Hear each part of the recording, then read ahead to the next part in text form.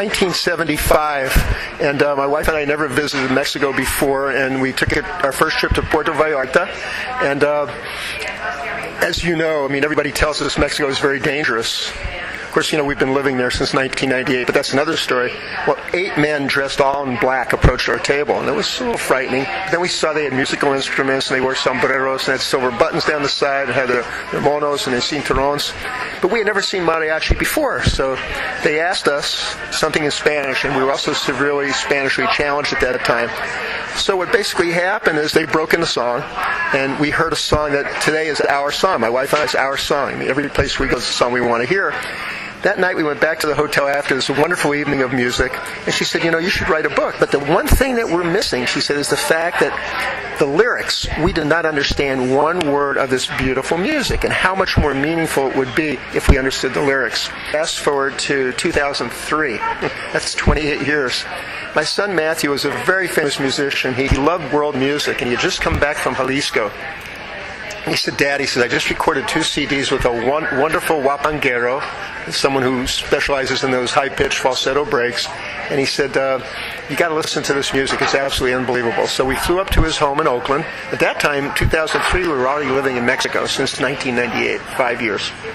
We get up there, and that evening, my wife and I listen as Matthew plays these 2 glorious CDs, and we discuss this music as the bridge between cultures.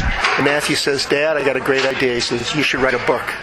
Well, here it is, 28 years later, and he ran through the same litany of reasons why I should do it. And then the fateful words, he said, promise me you'll write this book. And I tried to evade it, as you usually do when someone pins you to the wall. But I finally said, I promise.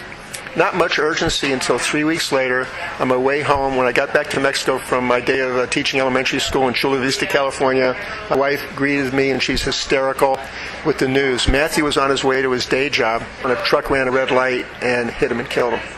And at the funeral, several days later, famous musicians, a shakuhachi flute player from Japan, Tom Waits himself, everybody came up to me and said, Mr. Sperry, Matthew said that you're writing a book on mariachi. Have you started yet?